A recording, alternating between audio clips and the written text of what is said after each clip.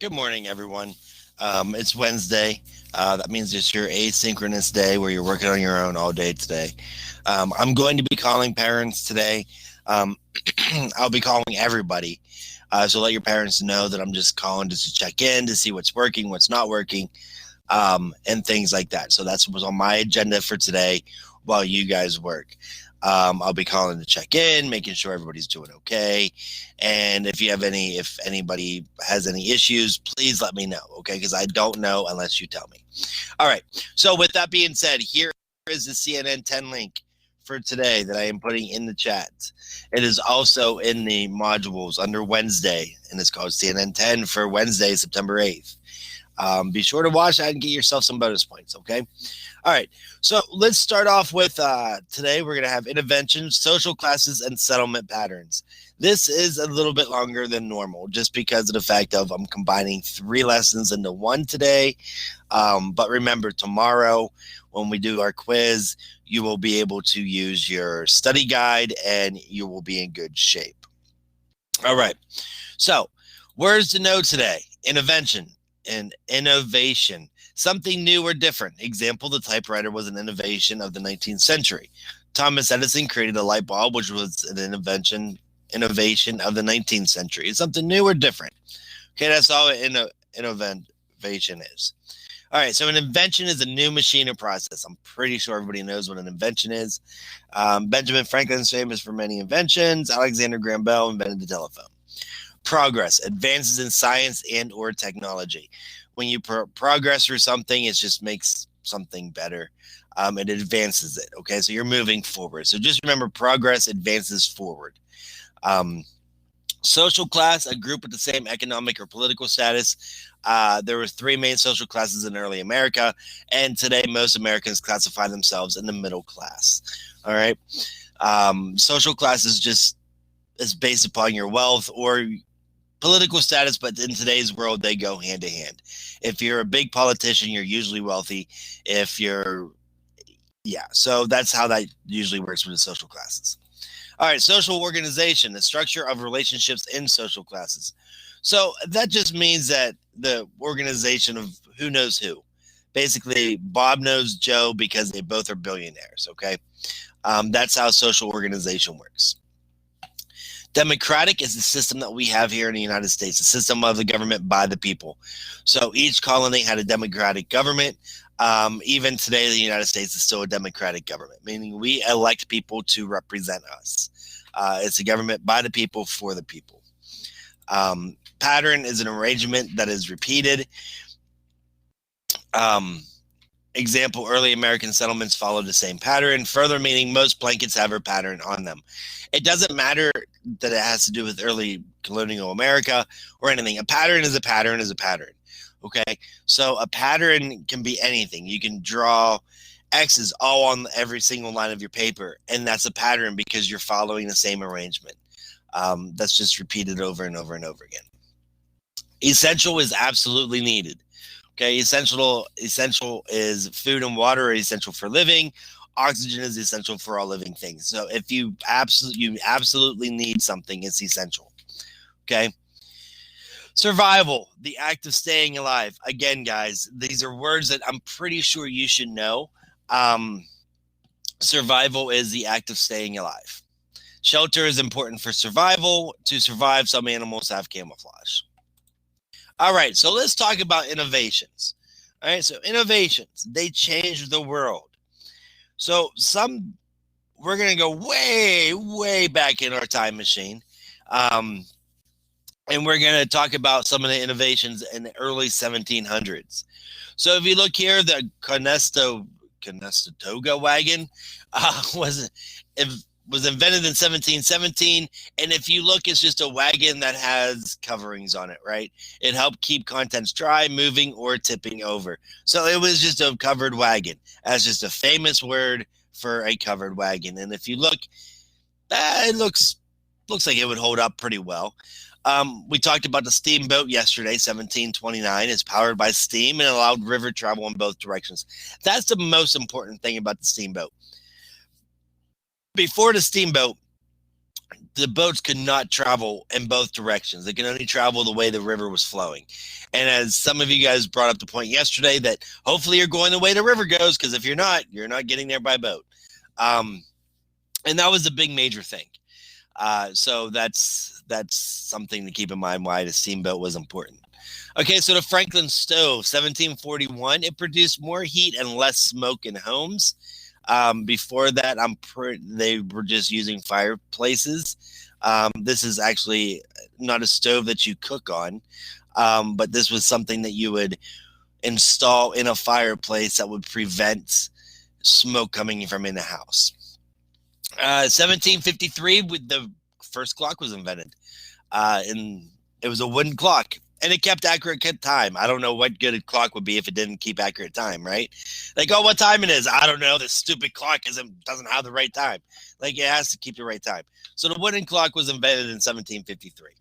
And that's what that looked like, which is a lot different than today, right? You have clocks that are as small as a dime. You have clocks as big as a grandfather clock. So clocks come in all shapes and sizes today. But in 1753, this was the only thing that you had. Okay, so the important ones. Cotton gin. And that's in yellow, so that means that's important to know. Cotton gin was invented in 1794. It was used for the use of separating cotton from a seed. Now, you might be saying, well, what's the big deal about that? Well, before this was invented, people, usually slaves, and think about the time period, it was usually slaves that had to separate cotton from its seed. So it was a very tedious and time-consuming process of taking cotton and picking the seeds out of each and every plant. It took a lot of time. But then when the cotton gin was invented, it changed the whole entire industry of the cotton industry. A washing machine was invented in 1858. First rotary washing machine, and it sped up the process of doing laundry. If you've ever gone to your great-grandfather's house, great-grandfather or great-grandmother's house, my grandma had one of these, but if you go some places, you might still be able to see something like this. It may not look exactly like this, but it's going to look like it has the rollers for the washing machine, where they would roll the clothes through the two wheels and things like that. Now I'm talking like I was 7, so we're talking 34 years ago was the last time that I saw a washing machine like that. But you're still able to see the old washing machines if you keep your eye out. So that's something to keep an eye out for, an old style washing machine. It won't look like this, but you will see these two rollers here for sure. All right, so the typewriter, that's another important innovation. And that's in yellow, so that's something that you guys got to keep in mind. So typewriter was invented in 1874. It greatly increased speed. Someone could write by almost 100 words a minute, and it increased writing speed. Those two things are important to remember. So think about it. If you're typing on a computer, you could probably type faster than what you can writing. If you take your time and you practice. Once you get really good at typing, you can type faster than what you can write. Plus, your hands are going to hurt as much. And whenever this was invented in 1874, they didn't have pens. They didn't have pencils. They were still using charcoal. They were still using feathers and dipping in ink and writing, and dipping it back in ink and writing. And I'm sure everybody has seen a movie where they've seen that. So the typewriter greatly increased speed, and it increased writing speed. So that's the two things to keep in remembering that. All right, so now we're going to talk about social classes. And we're going to have the upper class, the middle class, and the lower class. Okay? So the upper class is made of like your billionaires. They're the people who own businesses. They're the people who own the multi-big businesses here in the United States. Like the people who own Walmart, the people who own your big box stores, Amazon, those types of places. Middle class is basically normal people who have jobs, who have an education, and who sometimes they own their own business, but they own their business and it's not a big business. Like it's not a Walmart. It's a mom and pa's pizza shop or something like that. And the lower class is usually those who may not have an education, may have fallen on hard times. Maybe they can't find a job and work their way up, or maybe their job went under when COVID hit. There's all kinds of things for people to be in the lower class. And the thing about the lower class is they're no different than anybody else on this. Okay, they just make a little less money than everybody else. All right. So when we talk about the early social classes, okay, so the upper class was the richest of the classes, people with important roles. White men in this class could vote. Now remember, white men could vote. Women had no right to vote at all yet. Women could not vote, and we're going to get to that, but women were not able to vote. So white men could vote in the upper class. And if you look at this picture, they kind of look like they're all like richy and they got money, and I don't know. Like I was gonna wear this hairstyle today, but I couldn't find my curling iron to get my hair to curl like that. So I was gonna go with a bonnet too, but I didn't have any of the stuff here. So anyway, all right. That's what an upper class in the early social classes is defined as. Now the middle class, they're skilled tradesmen who own their own business, okay? And white men in this class could vote here too. So this is important. It's in yellow. So middle class skilled tradesmen who own their own business. So maybe you're talking about blacksmiths.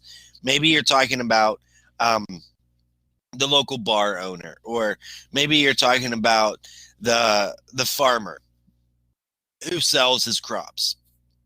Those are the people that make up your middle class. They're not as rich as the upper class, but they're the middle class. Okay, so white men in this class could vote. Also, remember, women could not vote. Women still could not vote. All right, and that brings us to the lower class. Okay, so they did not own their own business, and this is in colonial America. They didn't own their own business. They couldn't read or write.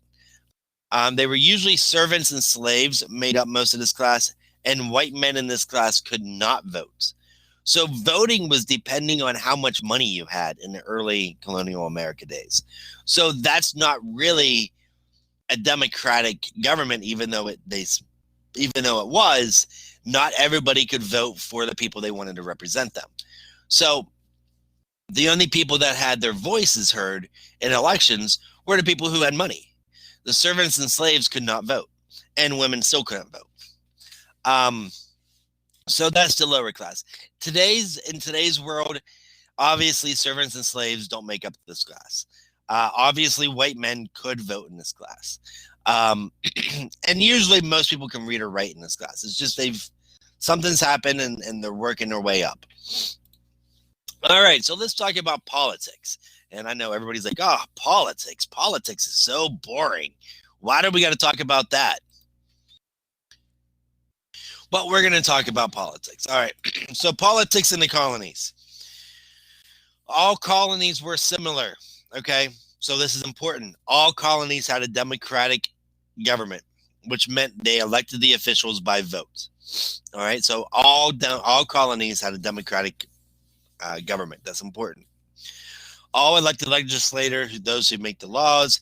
Each colony had the following: a governor, a governor's court, and a court system. So basically all the colonies were set up exactly the same exact way.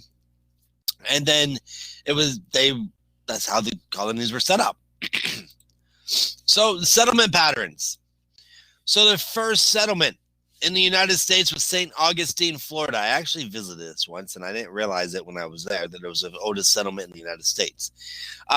It was established in 1565. It's the oldest in the United States. So St. Augustine, Florida is the oldest settlement in the United States, and the Spanish founded it. Plymouth, Massachusetts, established in 1620, founded by the Pilgrims. Okay, so Plymouth, that's something that you guys need to remember, not only for this year, but for going on. You're going to need to know that the Pilgrims founded Plymouth, Massachusetts. Okay, it's the oldest settlement in New England. Other settlements, you got Jamestown, Virginia. It was the first permanent English settlement. And we're going to get into what happened to the settlement prior to Jamestown. But Jamestown, Virginia is the first permanent English settlement that took hold and were able, and people didn't die, and they had to close it out. All right, so St. Mary's City in Maryland is a birthplace of religious freedom in 1634. New Netherland or New York, it's the same place, but New Netherland was established in 1623 by the Dutch. It was a major port for trade, and then in 1664 the English took over and renamed it New York. So that's how you get in New York, guys. All right, so did you get it? Who was the first president of the United States? And that would be George Washington. Because of the War of Independence, like I said, the president didn't take office until 1789, 13 years after the U.S. declared independence from Great Britain. Okay, so who was elected in 2017 as president of the United States? So here's the thing. Somebody brought up a point to me last night that Donald Trump, the election would happen in 2016. So he was elected by vote in 2016. He didn't take office for president until 2017. All right, so the answer is Donald Trump. Remember, he took office in 2017. He got elected by vote. The vote took place in 2016. Okay, so it's Donald Trump. All right, so what were some of the first things traded between the colonists? We went over this yesterday also. That was corn, fish, and livestock. They were easily accessible and very easy to trade. What was the invention that made travel easier for more people? And remember, I told you the key word to this is easier for more people. And that would be the motorized car, the Ford's Model T. That's your motorized car. All right. So today's homework, I'm going to change this. Okay, so if you notice, I changed this. Read Innovation, Social Organization, and Politics and Settlement Patterns. There's a lot of reading to do today, and you need to do homework, week 3 homework innovation worksheet. Okay, but I just opened up week 3 quiz and added the study guide to the top of the week. I added the study guide to it, but it's also available at the top of the week in a weekly thing. I need you to study the benchmark exam. We will go over and play Kahoot tomorrow to review for the exam on Friday. So we will not be taking a quiz in class tomorrow. I expect you guys to be able to do that on your own, especially with me giving you the study guide. I expect perfect scores on all of this across the board, that you should be able to use the study guide. Tune in to CNN 10. I put it in the chat. It's also in the weekly modules for bonus points, and your benchmark exam is Friday. So study. That's what I want you to do today. And I'm going to show you what the test looks like. If you look here, this is what the test will look like in student view. When you go to it, you can right click, open link in new tab. And this will open up your module. This will open up your study guide. And then you can take the quiz and go back and forth between the two and take the quiz. Okay. So again, there should be nobody that fails this quiz. Okay. I'm giving you guys pretty much an A, 15 out of 15, and maybe bonus points if you do that. But 15 out of 15 is what everybody should get on this. All right. I will be calling everybody later on today, seeing how things are going. If there's any questions or concerns, always get a hold of me, and I will do my best. And I will see everybody on Thursday. Enjoy your Wednesday, guys. Bye-bye.